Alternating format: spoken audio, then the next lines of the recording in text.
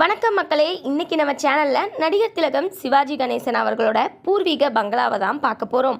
சிவாஜி கணேசன் சின்ன வயசில் எந்த ஊரில் வாழ்ந்தார், எப்படிப்பட்ட வீட்டில் வாழ்ந்தார்னு தெரிஞ்சுக்க நிறைய பேர் ஆர்வமாக வந்திருப்பீங்க. இந்த வீடியோ உங்களோட ஆர்வத்தை நிச்சயமாக ஃபுல்ஃபில் பண்ணும்.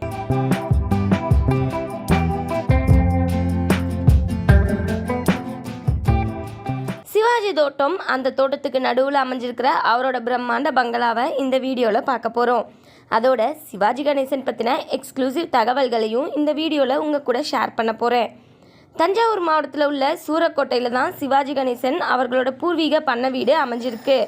தஞ்சாவூர் டு பட்டுக்கோட்டை போகிற வழியில் தஞ்சாவூர்லேருந்து சுமார் ஒரு 8 கிலோமீட்டர் ட்ராவல் பண்ணால் இந்த சூரக்கோட்டை வந்துடும். இந்த ஏரியா பேர் பிரிவு சாலை. இங்கே தெரியுது பாருங்கள், இந்த லெஃப்டில் போனால் மன்னார்குடி, ரைட்டில் போனால் பட்டுக்கோட்டை. சூரக்கோட்டைக்கு நாம் ரைட்டில் போகணும். இதுதான் சூரக்கோட்டை. இங்கிருந்து கொஞ்சம் தூரத்துலேயே சிவாஜி வீடு வந்துடும். இதுதாங்க அவரோட பண்ணை.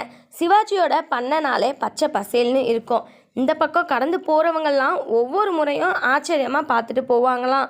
பட் நம்மளோட துரதிர்ஷ்டம், இது கோடை காலங்கிறதுனால பச்சை பசேல்னு விளைஞ்சிருக்கிற பயிர்களை பார்க்க முடியல.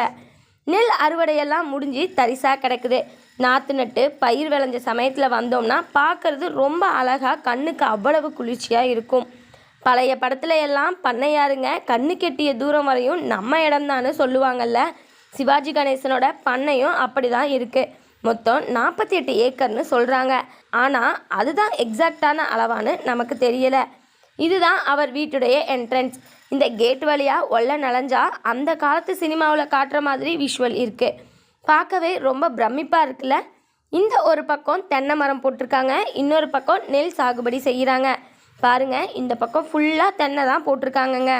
இந்த பக்கம் தான் நெல் சாகுபடி செய்வாங்க. அந்த காலத்திலேயே சிவாஜி கணேசனோட குடும்பம் பெரிய வசதி வாய்ப்போட தான் இருந்திருக்காங்கன்றது இதில் இருந்தே தெரிஞ்சுக்க முடியுது. அவரோட வீட்டை பார்க்குறதுக்கு முன்னாடி அவரை பற்றின சில இன்ட்ரெஸ்டிங்கான விஷயங்களை ஷேர் பண்ணுறேன். 1928ஆம் ஆண்டு அக்டோபர் 2ஆம் தேதி தான் சிவாஜி கணேசன் பிறந்திருக்காரு. அவங்க அப்பா பேரு சின்னையா மன்ராயர், அம்மா பேரு ராஜாமணி. இவங்களுக்கு 4வது குழந்தையா தான் சிவாஜி கணேசன் பிறந்திருக்காரு. பூர்வீகம் விவசாய குடும்பம்னாலும் சிவாஜி கணேசனோட அப்பா ரயில்வேலையே வேலை பார்த்துருக்காரு. ஒரு முறை பிரிட்டிஷ்காரங்களோட நடந்த ஒரு பிரச்சனையில் கோபமான சிவாஜி கணேசனோட அப்பா ட்ரெயினில் குண்டு வச்சிருக்காரு. அதை கண்டுபிடிச்சி அவரை அரெஸ்ட்டும் பண்ணியிருக்காங்க.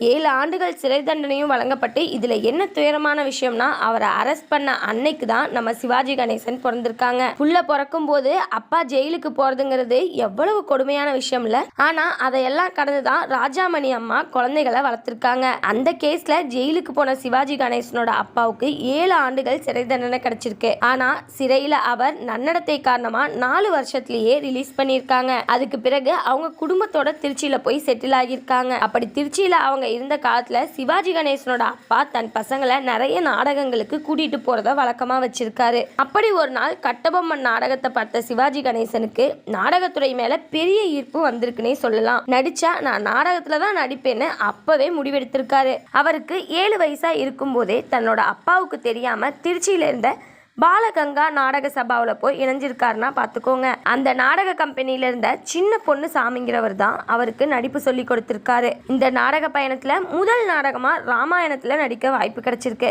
அதுல அவருக்கு சீதை வேஷம் கொடுத்திருக்காங்க.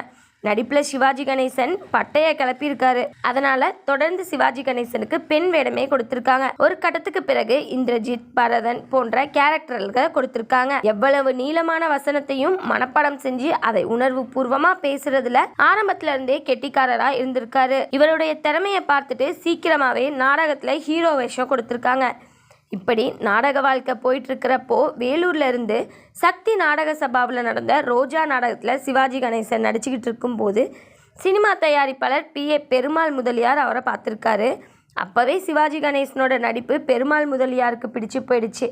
அதைத் தொடர்ந்து தேவி நாடக மன்றம் நடத்திய பராசக்தி நாடகத்தை திரைப்படமாக எடுக்கிறதுக்கு முடிவு பண்ண பெருமாள் முதலியார் அந்த படத்தில் சிவாஜியை ஹீரோவாக நடிக்க வைக்கணும்னு முடிவு பண்ணியிருக்காரு. அதை தொடர்ந்து சிவாஜி கணேசனுக்கு மேக்கப் டெஸ்ட் எடுத்திருக்காங்க. கணேசன் வேண்டாம், வேற யாரையாவது வச்சு படத்தை முடிங்கன்னு பேச்சு வந்திருக்கு. ஆனால் பெருமாள் முதலியார் தன்னோட முடிவில் உறுதியாக இருந்திருக்காரு.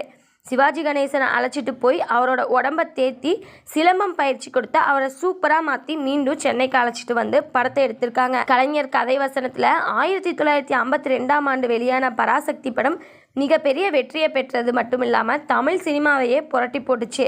அதுக்கு பிறகு கலைஞரும் சிவாஜியும் தமிழ்நாடு முழுக்க பிரபலமானாங்க. அந்த வருஷமே தன் சொந்தக்கார பொண்ணான கமலாவை திருமணம் முடிச்சாரு சிவாஜி கணேசன். கமலா தம்பதிக்கு சாந்தி, ராம்குமார், பிரபு, தேன்மொழின்னு மொத்தம் 4 பிள்ளைகள். அதுல பிரபு ஒரு நடிகரா பெரிய அளவுல சினிமாவில் வளர்ந்தாரு. ராம்குமார் தயாரிப்பாளரா மாறிட்டாருங்கிறது நம்ம எல்லாருக்குமே தெரிஞ்ச விஷயம். இதுதான் அவர் சினிமாவுக்கு வந்த கதை. சரி வாங்க அவரோட பூர்வீக வீட்டை பார்த்துடலாம். இதுதான் அவரோட வீடு. வீட்டில் யாரும் இல்லைங்கிறதால வீடு பூட்டி இருக்கு. சென்னையில இருந்து பிரபு வீட்டில் இருந்தோ அல்லது அவங்க அண்ணன் வீட்டில் இருந்தோ யாராவது வந்தாதான் வீட்டை திறப்பாங்களாம். இல்லைன்னா வீடு பூட்டியே இருக்குமாங்க. இங்கே சினிமா ஷூட்டிங் எல்லாம் கூட இங்கே எடுக்கிறதா சொல்கிறாங்க. சமீபத்தில் ஜோதிகா நடிப்பில் வந்த உடன்பிறப்பை படத்தில் சில போர்ஷன்ஸ் இங்கே தான் எடுத்திருக்காங்க. பாருங்க, அந்த காலத்துக்கே உரிய டிசைனில் ரொம்ப அழகாக இந்த வீட்டை கட்டியிருக்காங்க. மேலே ஃப்ளோர் வைக்காம வீட்டை அகலமாக கட்டியிருக்காங்க. இப்போ பார்க்குறவங்களுக்கு இது ஆச்சரியமாகவும் பிரம்மாண்டமாகவும் இருக்குமான்னு தெரியலை. ஆனால் அந்த காலத்தில் இந்த சுற்று வட்டாரத்தில் இதுதான் பெரிய பங்களாவாம். எல்லா வீடுகளும் கூரை வீடுகளும் ஓட்டு வீடுகளுமா இருந்த சமயத்தில் இந்த ஒரு வீடு மட்டும் இப்படி இருந்தால் அது எவ்வளவு ஆச்சரியமான விஷயமா இருந்திருக்கும். ஊரில் பெரியவங்க கிட்ட கேட்டால் இந்த வீட்டோட பெருமையாக நிறைய கதைகளை சொல்கிறாங்க. சிவாஜி கணேசன் சென்னை வந்து கோடிகளில் சம்பாதிச்சு சுகபோகமாக வாழ்ந்தாலும் இந்த வீட்டு மேலே தனி அக்கறை செலுத்தி பராமரிச்சிருக்காரு. அவர் இங்கே இருக்கிற காலங்களில் இங்கே அடிக்கடி வந்துட்டு போவாராம். சிவாஜி கணேசனோட தம்பியான சண்முகம் தான் இந்த வீட்டில் வாழ்ந்திருக்காரு. ஆனால் அவங்க ஃபேமிலியும் இப்போது சென்னையில் செட்டில் ஆகிட்டாங்க. இதோ தெரியுது பாருங்க, இந்த கூண்டு வண்டி தான் அவருடைய வாகனம். காரெல்லாம் வச்சுருந்தாலும் ஊருக்கு வந்தால் இந்த வண்டியில் தான் போவாராம். அவருக்கு காரில் போகிறத விட இந்த வண்டியில் எளிமையாக பயணம் பண்ணுறதான் பிடிக்கும்னு இங்கே உள்ளவங்க சொல்கிறாங்க. அதனால் இந்த வண்டியை இப்போ வர எந்தவித டேமேஜும் ஆகாமல் மெயின்டைன் பண்ணிட்டு இருக்காங்க. இந்த பக்கம் ஒரு விநாயகர் சிலை ரொம்ப அழகாக இருக்குது. வீட்டுக்குள்ளே நுழையும் போதே விநாயகரை வணங்கிட்டு போகிற மாதிரி வடிவமைச்சிருக்காங்க. வீடு ரொம்ப அழகாக இருக்குங்க. உங்களுக்கும் இந்த வீடு ரொம்ப பிடிச்சிருக்கும்னு நம்புகிறேன். அதோ அந்த பக்கம் ஒரு கோவில் இருக்குது, வாங்க அதையும் பார்த்துடலாம். நம்ம சிவாஜி கணேசன் பல அவார்டுகளை வாங்கி கூச்சிருக்காங்க. இன்டர்நேஷ்னல் லெவலில் சிறந்த நடிகர் அவார்டை வாங்கின முதல் இந்திய நடிகர் சிவாஜி கணேசன் தாங்க. அப்புறம் பிரான்ஸ் நாட்டில் வழங்கக்கூடிய மிக உயரிய விருதான செவாலியர் விருதை வாங்கிய முதல் இந்திய நடிகரும் சிவாஜி கணேசன் மட்டும்தாங்க. அது மட்டும் இல்லாமல் நம்ம இந்திய அரசு வழங்கக்கூடிய பத்மபூஷன், பத்மஸ்ரீ, தாதா சாஹேப் பால்கே உள்ளிட்ட பல விருதுகளை நடிகர் சிவாஜி கணேசன் வாங்கியிருக்காரு. இத்தனை விருதுகளை வாங்கிய இவர் மொத்தம் 275 தமிழ் திரைப்படங்கள்லையும் 9 தெலுங்கு திரைப்படங்கள்லையும் 2 ஹிந்தி திரைப்படங்கள்லையும் 2 மலையாள திரைப்படங்கள்லையும் நடிச்சிருக்காரு. நடிகர்கள் என்னதான் கோடியாக சம்பாதிச்சாலும் தான் எப்படியெல்லாம் சொகுசாக வாழலாம்னு நினைப்பாங்களே தவிர பல பேருக்கு ஏழைகளுக்கு கொடுத்து உதவுவதற்கு மனசே வராது. சில நடிகர்கள் அதுக்கு விதிவிலக்காக இருப்பாங்க. அதில் சிவாஜி கணேசனும் ஒருத்தர்னு தாராளமாக சொல்லலாம். 1959 மதிய உணவு திட்டத்துக்கு அன்றைய பாரத பிரதமர் ஜவஹர்லால் நேரு கிட்ட 1 லட்சம் ரூபாய் நிதி உதவியாக வழங்கியிருக்காங்க. அது இன்னைய மதிப்பில் பல கோடி ரூபாய் வரும். அது மட்டும் இல்லாமல் 1961 தாம்பரத்தில் காசநோய் மருத்துவமனை கட்டுறதுக்கு 1 லட்சம் ரூபாயும், 1965 இந்தியா பாகிஸ்தான் போர் சமயத்தில் அன்றைய பிரதமர் லால் பகதூர் சாஸ்திரியிடம் தன்னோட மனைவியோட நகை 400 பவுனையும், பெங்களூரில் அவருக்கு பரிசாக கிடைச்ச 100 பவுன் மதிப்புள்ள தங்க பேனாவையும் சேர்த்து மொத்தம் 500 சவரன் தங்க நகையை போர் நிதியாக கொடுத்து திரை உலகை ஆச்சரியப்படுத்தி இருக்காரு.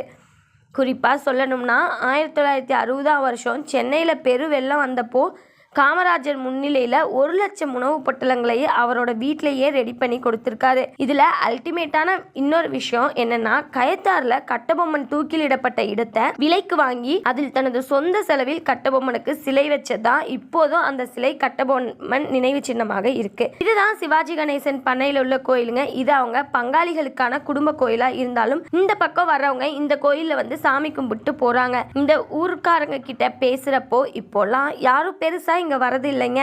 எப்போவாச்சும் வேலை இருந்தா வருவாங்க.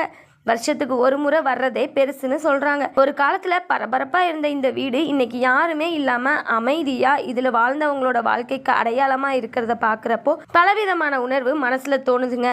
உங்களுக்கு என்ன தோணுங்கிறத கமெண்ட் பாக்ஸ்ல பதிவு பண்ணுங்க. நன்றி, வணக்கம்.